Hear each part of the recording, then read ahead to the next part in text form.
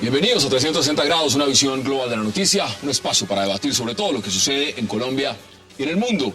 Empezaremos hoy, nuestro primer tema de la noche será la crisis que vive el llamado Partido de la Unidad Nacional, más conocido como el Partido de la U, donde dicen habría desespero porque el presidente Santos no les da puestos y prefiere a los liberales, mientras otros dicen que todo es un complot para acabar con el partido en sí. Los senadores Roy Barreras, Aurelio Irragorri y Armando Benedetti se acusan entre sí de todos los rumores y crece en el país la sensación de que el partido de la U está cerca del fin. ¿Qué sucede en realidad? Lo vamos a debatir esta noche en 360 con nuestros invitados. Y nuestro segundo tema también será el enfrentamiento entre el ministro de la Defensa, Juan Carlos Pinzón, y el movimiento Marcha Patriótica, al acusarlo de haber recibido financiación de las FARC para movilizar a sus integrantes durante la llamada Marcha por la Paz. El ministro Pinzón asegura que los recursos que financiaron el desplazamiento de militantes de la Marcha Patriótica para la movilización por la paz de ayer en Bogotá y en otros lugares del país provenían del narcotráfico y de la minería ilegal.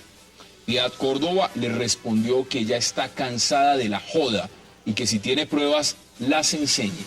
¿A qué juega el ministro de la Defensa Pinzón acusando a Marcha Patriótica de haber participado en estos hechos? Tema de debate en 360 y no se muevan, que ya en segundos le doy la bienvenida a nuestros invitados.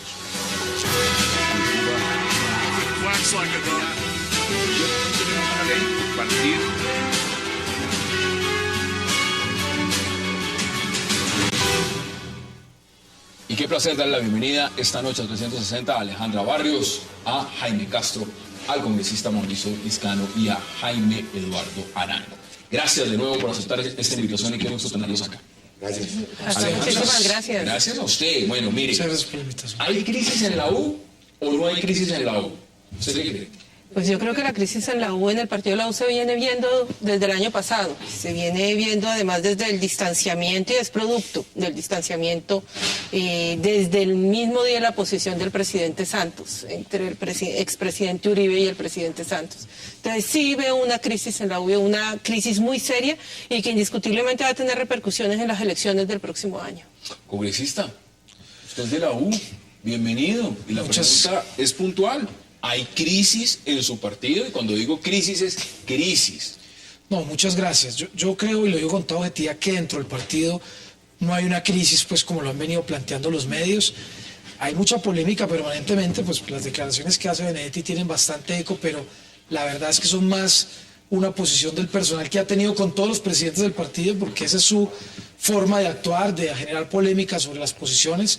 Lo que sí es cierto es que dentro de la U hay unos debates internos fuertes que no se pueden desconocer y parten de la base, digamos, de la, si se puede decir así, el enfrentamiento entre el presidente Uribe y el expresidente Uribe y el presidente Santos. Nadie puede desconocer pues, que el presidente Santos fue el fundador del partido, fue fundador con Oscar Iván Zuluaga, un partido inspirado en ese momento en el presidente Álvaro Uribe y que claramente, pues, tanto quien inspiró el partido como uno de los fundadores, que es el doctor Oscar Iván Zuluaga, pues tomaron la decisión de crear, digamos, otro movimiento que es el Centro Democrático, Puro Centro Democrático. Entonces, claramente, pues hay unos debates dentro del partido, ha sido un reacomodamiento difícil durante este año, pero yo creo que el partido es un partido vigoroso, fuerte, que mantiene sus mayorías en las regiones, que está unido y que ha venido entendiendo claramente que hay unas políticas públicas que se han venido, digamos, apoyando al presidente Santos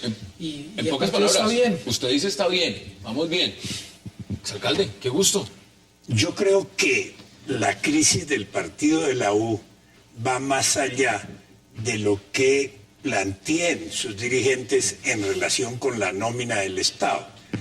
Es una crisis de fondo, pero es una crisis que cobija a todos los partidos, no exclusivamente al partido de la U. Porque en Colombia decidimos institucionalizar los partidos, los llevamos a la Constitución. Hoy los financia el Estado colombiano. El año pasado, sin que hubiera elecciones, del presupuesto nacional se giraron más de 30.000 millones de pesos para financiar la organización y el funcionamiento de los partidos. Cuando hacemos todo eso y los obligamos a que escriban sus estatutos y a que rindan cuentas, los partidos no se modernizaron, los partidos se convirtieron en unas fábricas de avales.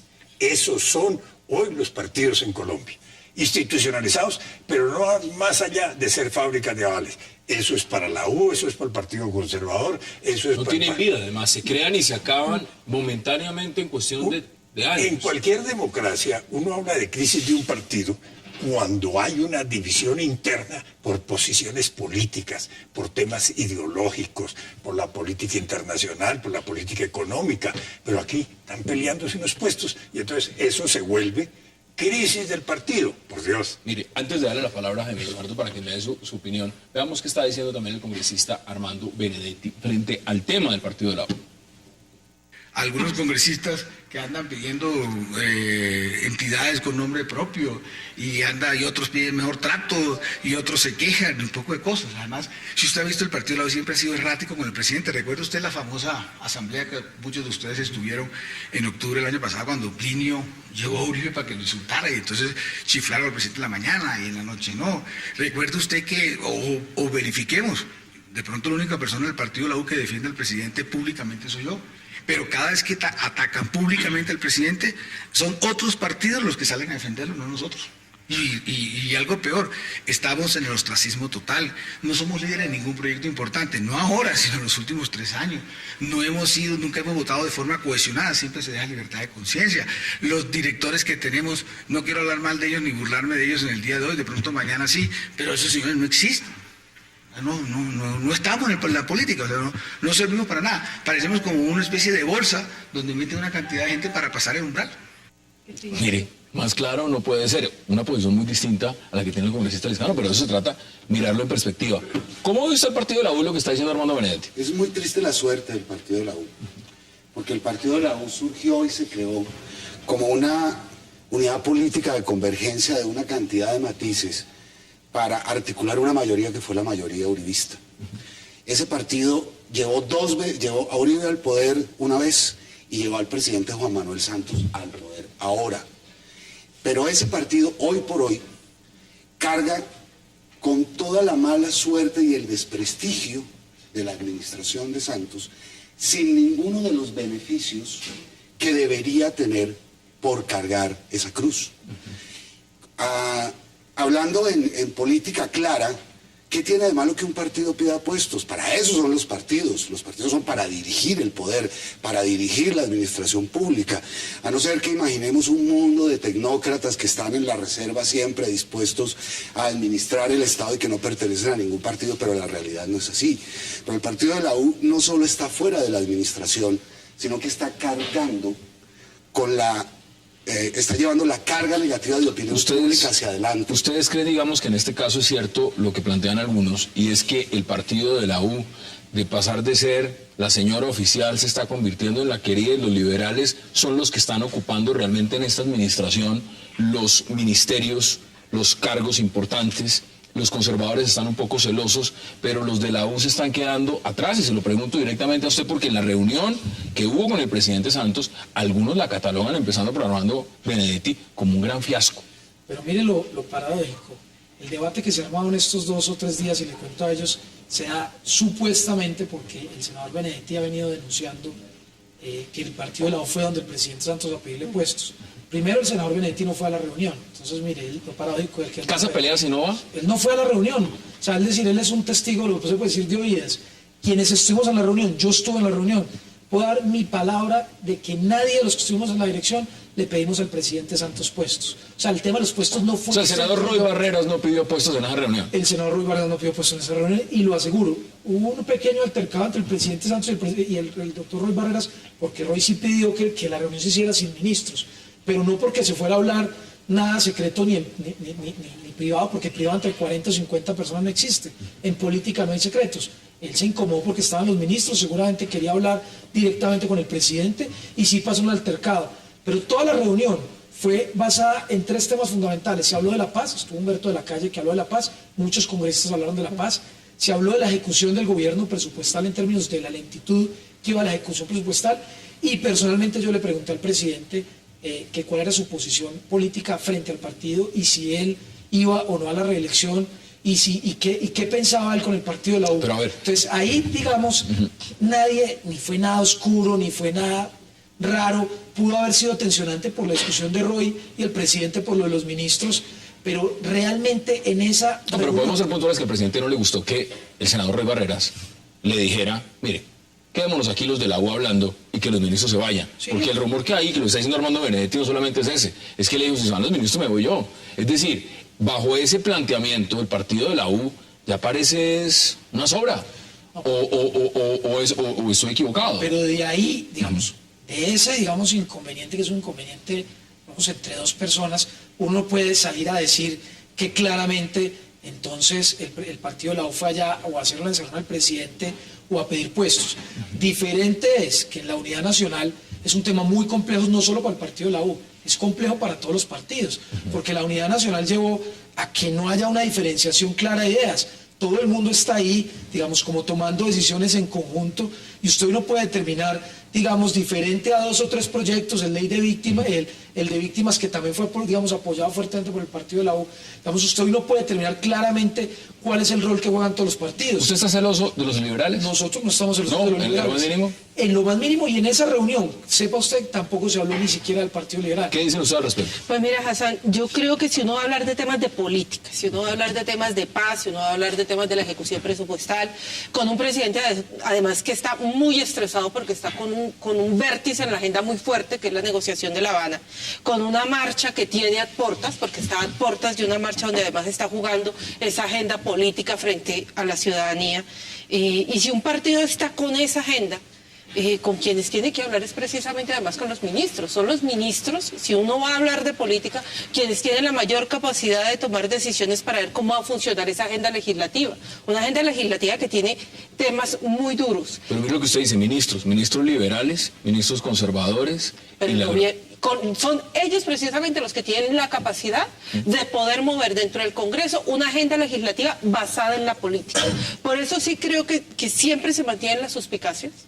Cuando uno pide que de una reunión donde uno espera poner temas gruesos, pide que aquellos que pueden manejar y poner sobre la agenda esos temas gruesos se salgan, pues uno dice entonces de qué es lo que vamos a hablar. Y entiendo perfectamente por qué el presidente de la República se molesta y dice un momento, ¿por qué me tengo que quedar solo si de lo que vamos a hablar es de política? Y en ese sentido le encuentro perfectamente la razón al presidente de la República. ¿Y cómo es el tema entonces, si se lo pregunto también, cuando hacen una comida en una casa y van todos los gobernadores, alcaldes y miembros liberales? ¿Eso es para simplemente comer conservador al horno, al ajillo, o es para hacer acuerdos políticos, o cómo es la cosa? No es lo mismo exactamente, y ahí no están los ministros, ahí están los liberales, y con los liberales sí se sienta solo. ¿Por qué con los de la U no? Esta llamada crisis pone de presente también que los partidos son apéndice del gobierno, apéndice del presupuesto nacional, no tienen vida propia. Y entonces juegan a ver quién está más cerca del presidente de la República, quién tiene más cargos en la nómina. Y eso en un año electoral, para todos los partidos, se vuelve un tema definitivo, clave. Ya, por ejemplo, para reforzar la unidad nacional, llamaron al PIN, que en la campaña anterior los calificaron de leprosos morales. ¿No están ahí? Ahora ya son recibidos en la presidencia, ya hacen parte de la unidad nacional. Y es que este año es electoral. No, totalmente. Mire, tengo que ir a la pausa. Este juego la campaña presidencial, este juego la reelección de los parlamentarios. Hay varios procesos de revocatoria en curso que cuestan mucho para los parlamentarios. Reformas. Entonces se ponen muy nerviosos y no nos digamos mentiras. Todos los parlamentarios de todos los partidos tienen miedo del crecimiento de Uribe. Y usted me dirá, creen que Uribe les va a quitar. Y ustedes me dirán también en la mesa si aquí está en juego también lo costoso que es una campaña política cuando se aspira a una reelección o a un cargo de elección popular. Ya volvemos en 360, vamos a la primera pausa.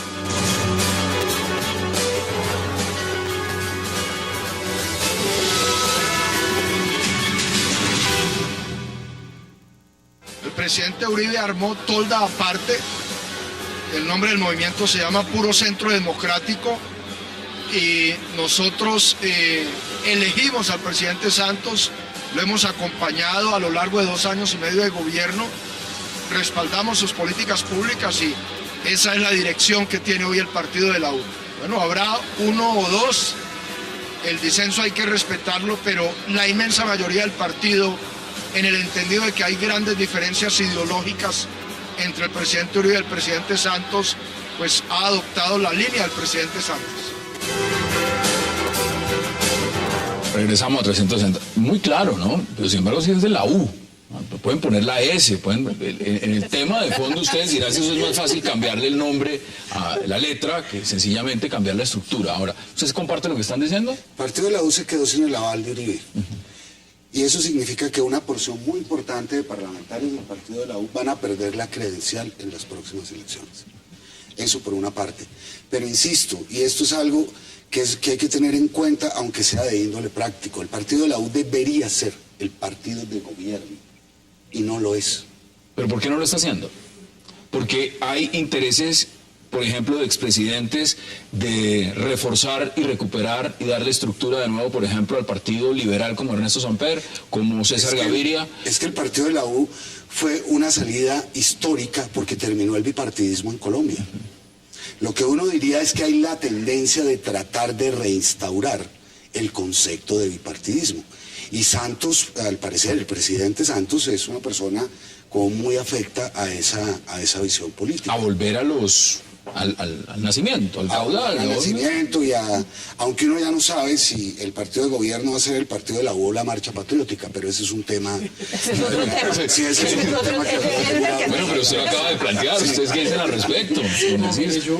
¿Están ustedes más cerca ahora de Marcha Patriótica, digamos? No, nunca vamos a estar cerca de la Marcha Patriótica, pero lo que sí quiero decir es lo que debería hacer el partido. Mire, dio un tema importante, y yo en esto, una posición pues más personal que la mayoritaria del partido, era haber permitido que dentro del partido hubiera un debate ideológico entre los uribistas y los santistas.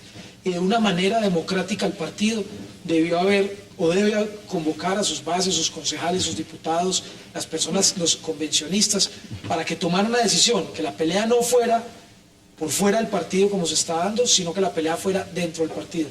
Si la pelea de Uribe y de Santos fuera dentro del partido, hoy seguiríamos y podríamos seguir siendo, digamos, las mayorías electorales, y podría haber un debate más ideológico, que no es extraño. Es decir, el Partido Conservador ha tenido el pastranismo y ha tenido otras tendencias ideológicas. El Partido Liberal tuvo a Galán, que estuvo siempre por fuera del partido, y el oficialismo. Bueno, y hoy hay diferentes tendencias. Es decir, los partidos históricamente en Colombia y en el mundo pueden tener, digamos, matices, y pueden tener, digamos, un debate electoral al interior de los partidos. Y yo creo que ese debería ser el centro del debate. Yo creo que ahí le ha faltado un poco y lo digo con respeto, un poco de tino a algunos directores del partido, que han tratado de descalificar permanentemente. Pero mire, ahí hay pura sangre. En el partido hay pura sangre. Usted encuentra a Miguel Gómez Martínez, usted encuentra a Juan Carlos Vélez. Es que yo creo, Mauricio, que en el partido de la U, donde está atrapado, es que tiene 2 grandes debates cruzados. Un primer debate es que en el partido de la U no se juntó por una coincidencia ideológica, sino por una coincidencia de interés electoral. Entonces ahí llegaron hombres y mujeres con profundas diferencias ideológicas a tratar de decir que pertenecían a una misma organización política. Liberales de formación, estoy diciendo, de pensamiento liberal, y conservadores de pensamiento y posturas conservadoras, de ideología conservadora, y eso no pega en un partido que trata de poner una postura, una construcción de país. Y a esa discusión se le cruza la que tiene muy fuerte, y es cómo se traduce eso en términos de burocracia, y con quién se puede identificar quién ahora tiene la presidencia de la República, que viene del sector de pensamiento liberal de la U. Y creo que por eso, y entiendo por eso, que el presidente Santos se sienta mucho más cómodo gobernando con el sector más liberal de la U, Entonces, y obviamente con el sector ¿eso del qué Partido Liberal. significa? Que van a terminar desmantelando la U y van a volver con los liberales. Mira, donde usted estaba sentado, se ha sentado Simón Gaviria y él está muy contento con este gobierno. Y los liberales están felices. Los conservadores están felices con el gobierno del doctor Uribe. Sí, claro. Es que es donde yo creo que seguimos en este uno se pregunta, Pues esto va a terminar porque no solamente es la coyuntura de cómo se ha armado el partido de la U. Hablemos de la unidad nacional. Porque en la unidad nacional están todos, usted lo mencionaba. Está el partido de la U entonces en este momento pegándose con babas y lo que queda es un residuo o sí está fortalecido como partido. Pero es que un partido que tiene las mayorías en el Senado, en la Cámara, en la Asamblea, en los consejos. Pero están divididos. Es un partido pegado con babas. No, yo les pregunto. Hoy realmente no estamos divididos. Hoy hay unos debates internos que yo, digamos, comparto un poco lo que tú dices en la medida en que, claro, la salida del presidente Uribe causa, digamos, un debate interno dentro del partido que es, digamos, que es normal y es lógico, de un partido que a mí me parece que tampoco se ha interpretado bien. Es decir, Uribe era la seguridad democrática y Santos, digamos, es hoy la paz. Pero Santos está hablando de la paz porque hubo seguridad democrática. Es decir, si Uribe no lleva al país a donde lo llevó en términos de tener a la guerrilla donde la tenía, la guerrilla nunca se hubiera sentado con el presidente Santos. Entonces también es un estadio, es decir, a mí me parece que más que una visión, digamos, totalmente, digamos, abierta, me parece que es una consecuencia. Hoy Santos está hablando gracias a lo que hizo el presidente. Pero hoy también el presidente Santos dice que el gobierno pasado no fue tan bueno. Entonces, veámoslo en coyuntura. ¿Hay fragmentación o no la hay? Jaime Eduardo Arango decía hace un momento que se estaba reconstituyendo el monopolio liberal conservador que dominó en la política colombiana durante décadas. Y señalaba Jaime Eduardo que eso lo había roto el partido de la U. No, yo creo que eso se rompió antes, en la elección de la Asamblea Constituyente del 91. Ahí el Partido Liberal y el Partido Conservador dejaron de tener las grandes mayorías en las corporaciones públicas. Porque el M-19 aparece eligiendo más de la tercera parte de los constituyentes, y los cristianos y los indígenas y una serie de organizaciones adicionales. Entonces, es ahí donde se rompe. Y luego aparecen nuevos partidos como la U, como Cambio Radical, como Mira, en fin, cuando se habló de los partidos de garaje.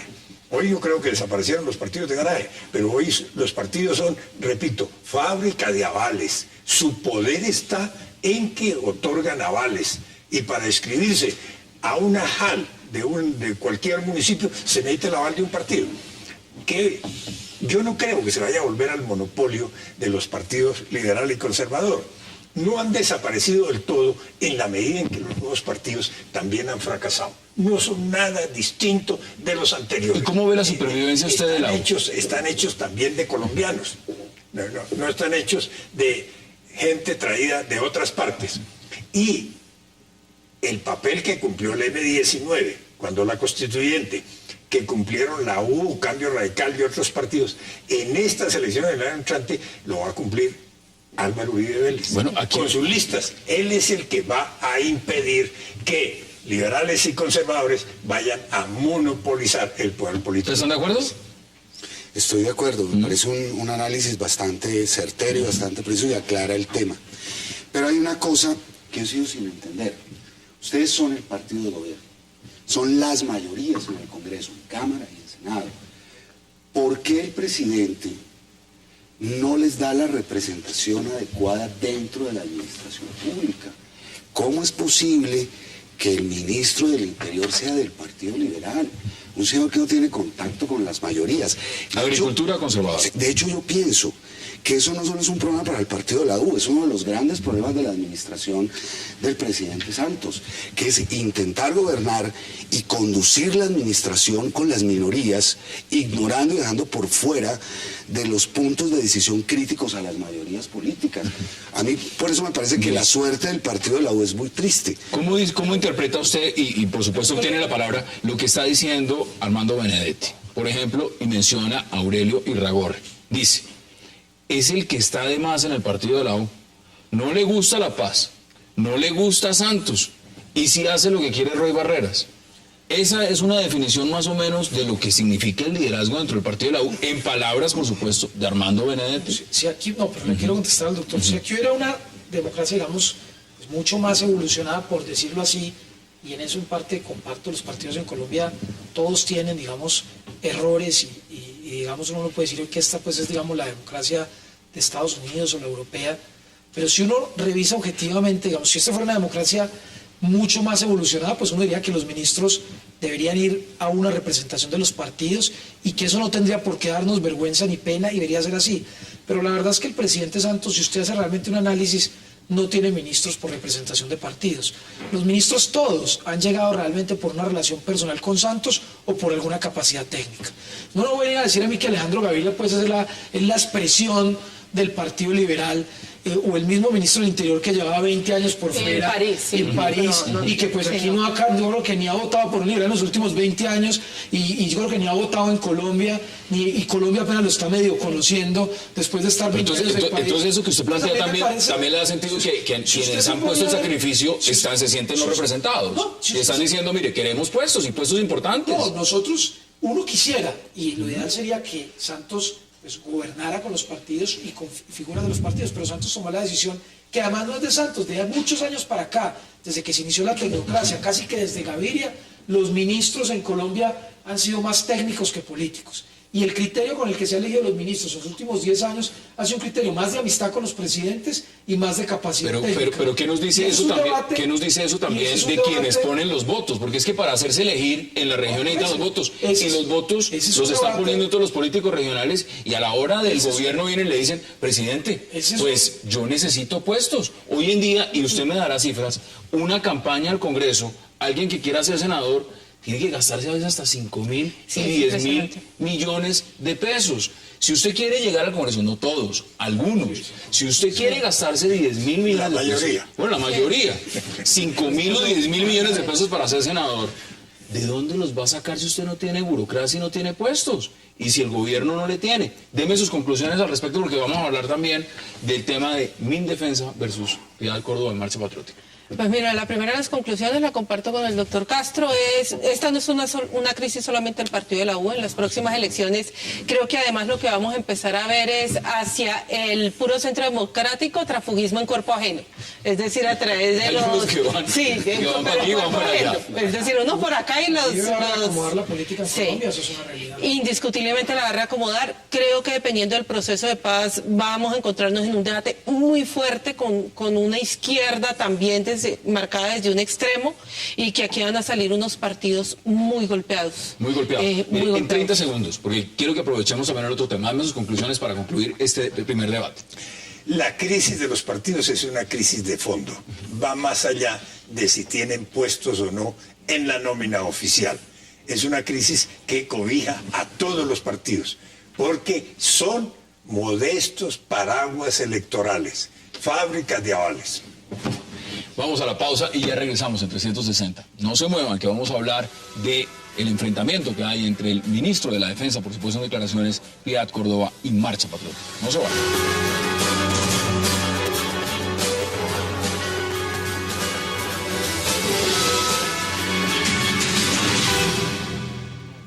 Venido diciendo, y lo reafirmo porque así se están adelantando las investigaciones en la justicia, así se ha encontrado en los computadores que se le han incautado a las organizaciones terroristas, y así lo han contado los desmovilizados.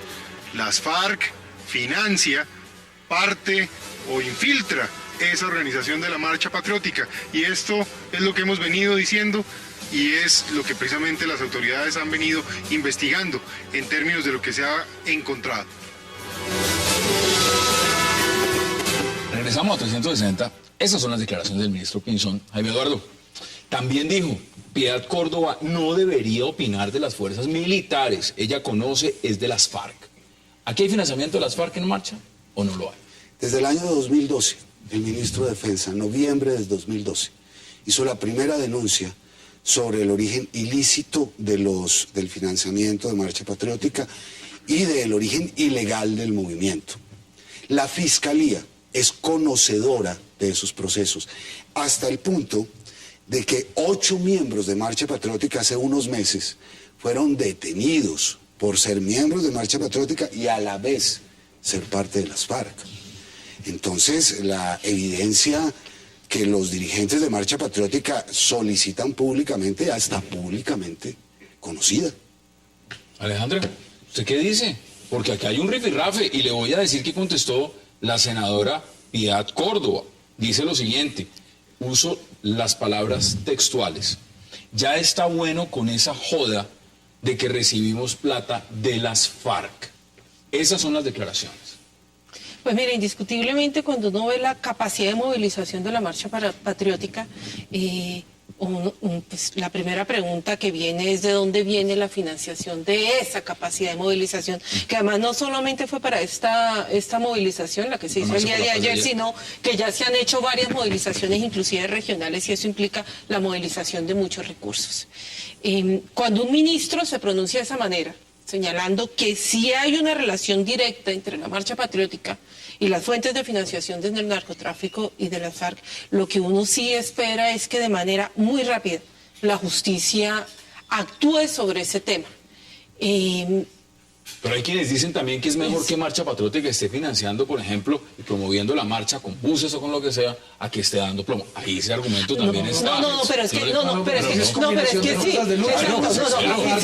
Ayer lo estaban diciendo acá dos invitados. Y también lo estaban planteando. ¿Qué dice usted al respecto? Lo primero es que si un ministro de Defensa, que tiene toda la inteligencia del país y las cámaras puestas, y además se tiene que someter a la ley y al Código Penal en cualquier afirmación que haga, como funcionario público, sale a decir que tiene todas las pruebas para demostrar que la Marcha Patriótica está financiada por las FARC, no le quepa la menor duda que la Marcha Patriótica está financiada. ¿Y por qué sale a marchar entonces? Pues ¿por qué? Pues, ¿Cómo uno como ministro de Defensa dice, esta marcha está financiada por las FARC y salgo inmediatamente después a caminar en la marcha? No, pero ellos dejaron claro que no están marchando, es decir, si hubo unas declaraciones...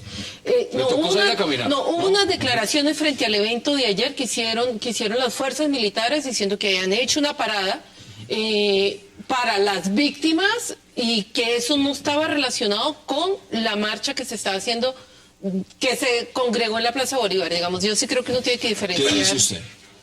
Hay dos temas. ¿Cuánto costó la marcha de ayer y quién aportó los recursos? Lo primero es algo que fácilmente, en principio fácilmente, podrían establecer los propios medios de comunicación. ¿Cuánto costó la marcha de ayer? ¿Quién aportó los recursos? Y ahí ya vienen las declaraciones del ministro.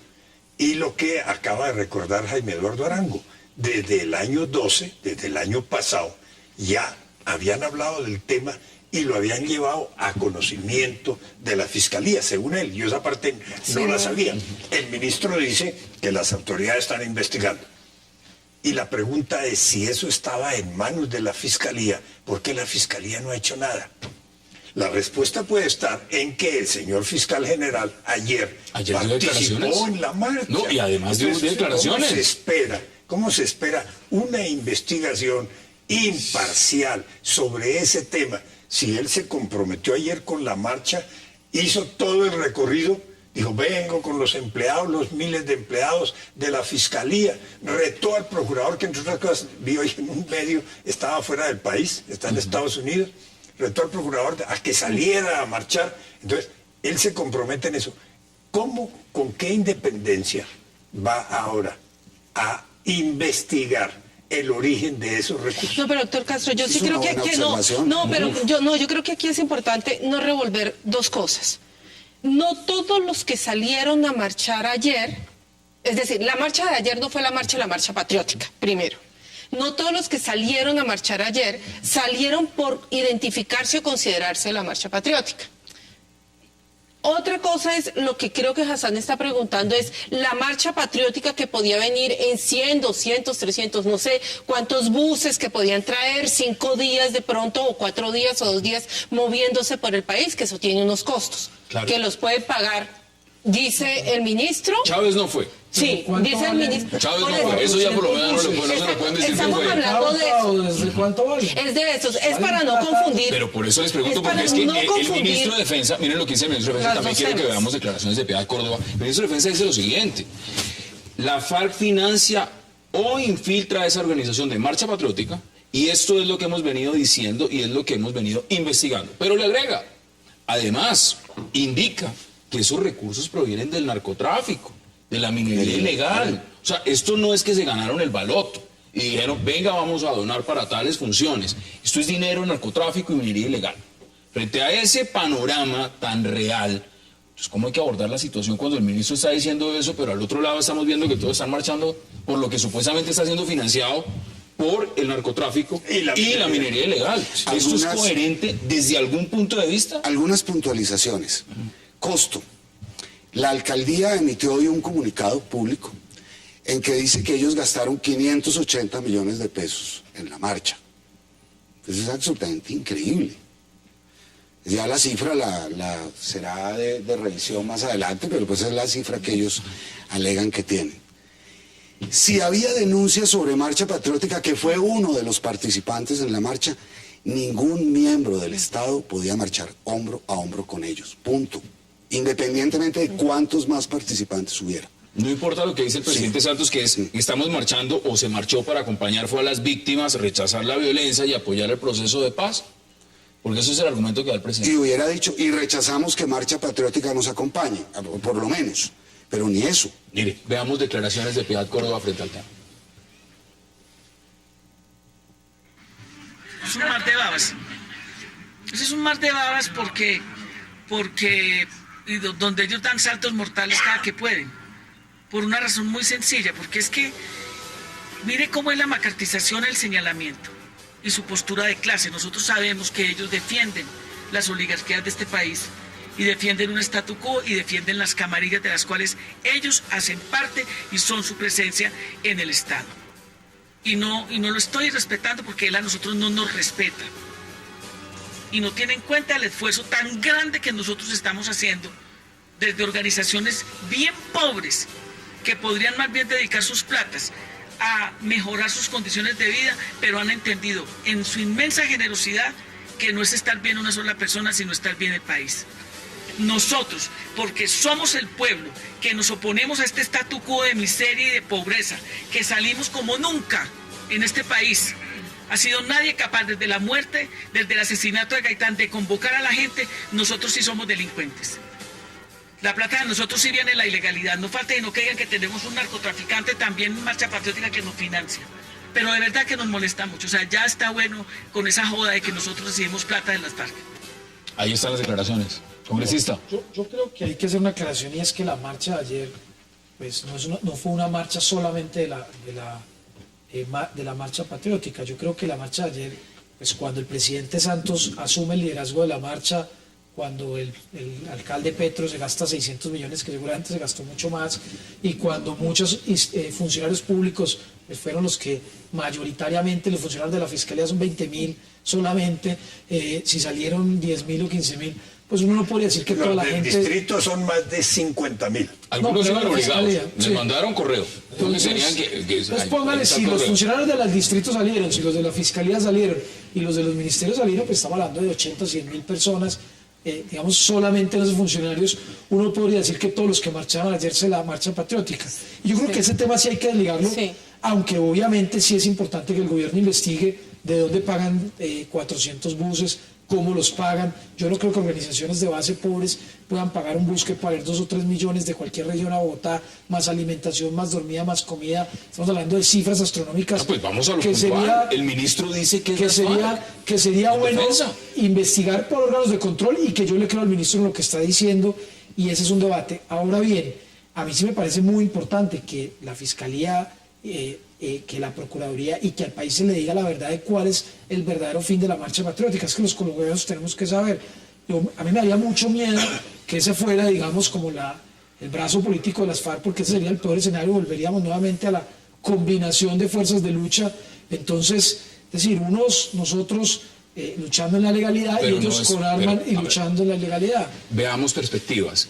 hay también extractos de un video que me parece importante que veamos, porque esa pregunta que usted lanza al aire, si es un partido político o no, de las FARC o no, pues evidentemente hay varias posturas al respecto. No se puede afirmar de la noche a la mañana, pero hay varias posturas al respecto. Pues vamos a la pausa e inmediatamente vamos a ver extractos de ese video.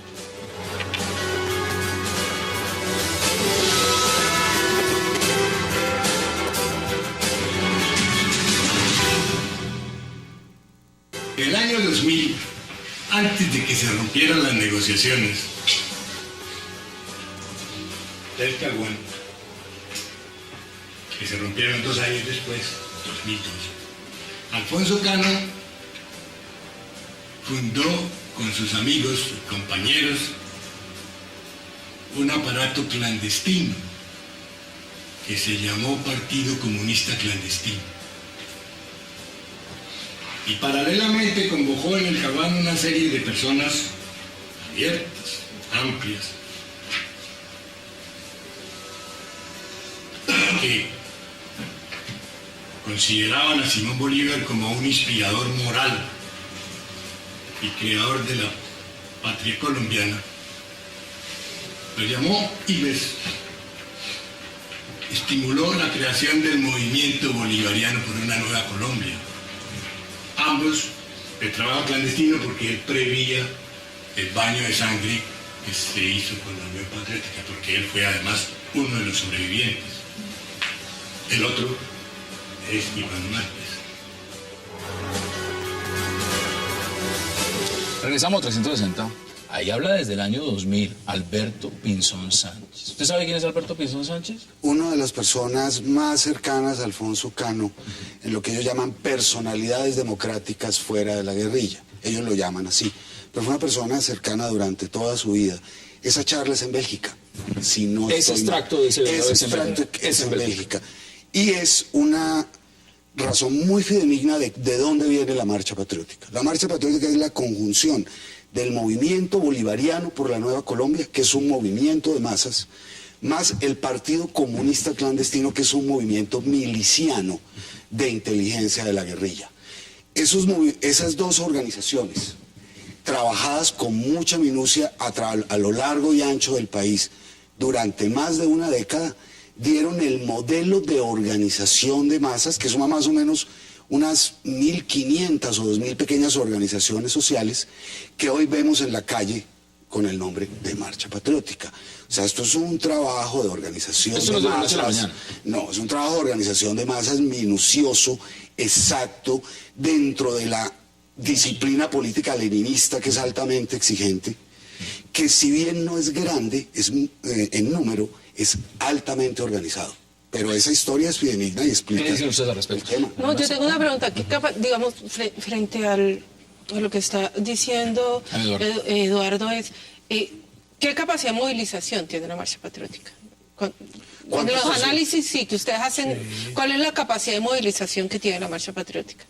¿Cuántas personas puede tener puede mover la Marcha Patriótica? Yo calculo que en todo el país unas 500.000 personas.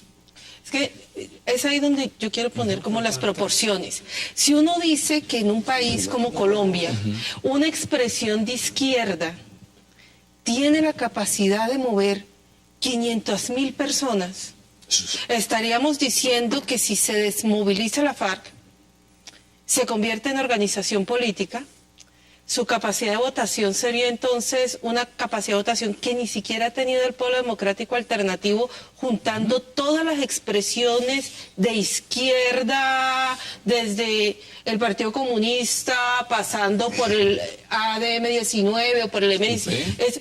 Es decir, estamos hablando que es donde yo creo que para esos análisis de impacto político tendríamos como de tener una mirada. Es capacidad de movilización, no capacidad electoral. Si quiere, doctora, Carlos Gaviria, a nombre de la izquierda, siendo vocero legítimo de la izquierda, además vocero doctrinario, puso como candidato a la presidencia 2.600.000 votos.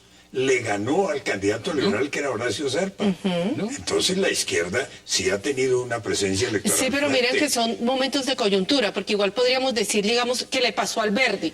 Es decir, aquí hemos tenido unos partidos, unos picos de algunas organizaciones políticas en determinados momentos, porque la coyuntura política da para eso, donde además juntan de centro, personas que normalmente están apáticas, sueñan, los traen y que van moviendo, los mismos que votaron por Carlos Gaviria, muy seguramente muchos estuvieron después en la campaña con Mocos pero votando. Lo que usted dice tiene una gran validez en el tema. Yo me pregunto frente a ese análisis. Mira, te digo algo, yo no creo que muevan 500.000 personas, pero sí claramente están haciendo un trabajo de base, como se empezó en Venezuela, o como se hizo en algún momento en Cuba, leninista, de organizaciones, que a mí lo que más me preocupa es una cosa que siempre me ha parecido, y es que en La Habana entra cómo se debate el tema de participación política en La Habana, porque si las FARC pues mantienen todas esas riquezas del narcotráfico, que tienen cuentas en el exterior, cuentas en Colombia, testaferros, fincas, lotes. Y ahí nadie quiere hablar de los paraísos fiscales. Y entonces y paraísos fiscales. Y si ellos entran a participar en política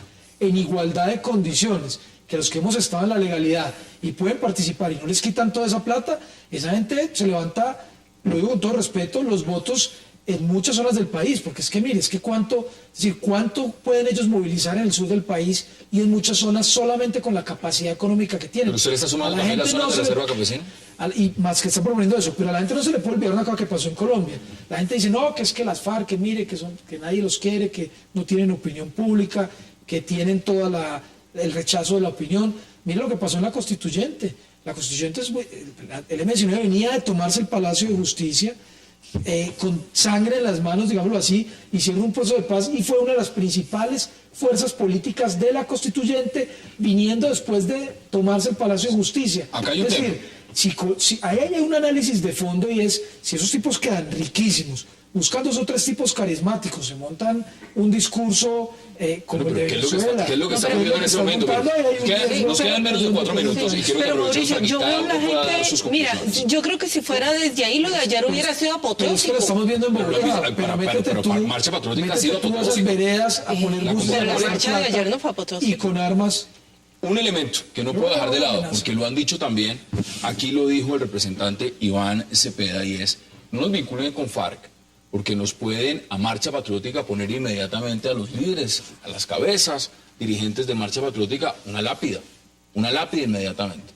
Puede ser un alto riesgo. Y yo se lo pregunto en el tema de seguridad, para lo que puede representar para Marcha Patriótica, que le digan directamente, ustedes son FARC, a ustedes los financia FARC, y ellos dentro de su concepción política dicen, eso es un peligro, no nos hagan eso en este momento. ¿Qué dice usted al respecto?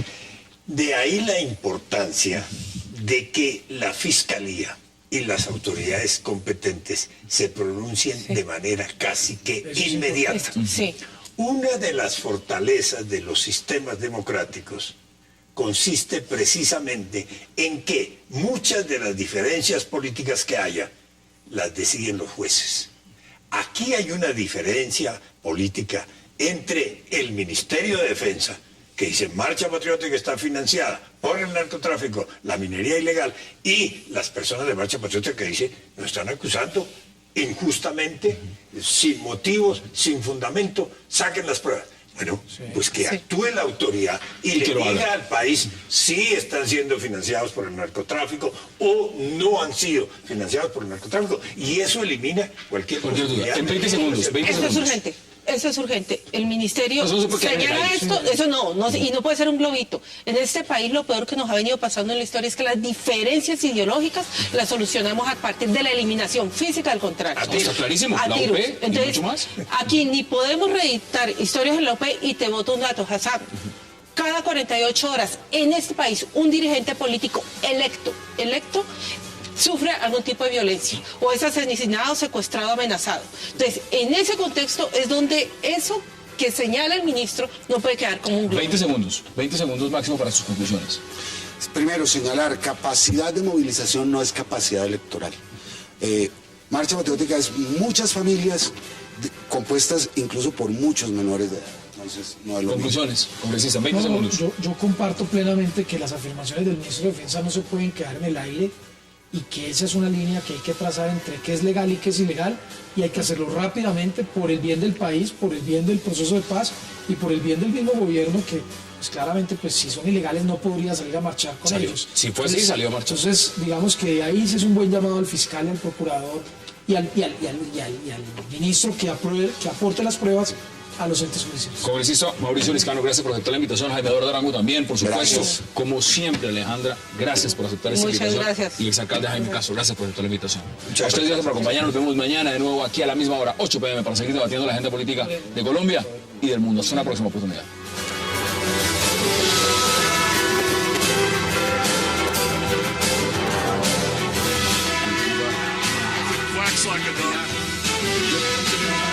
Cuando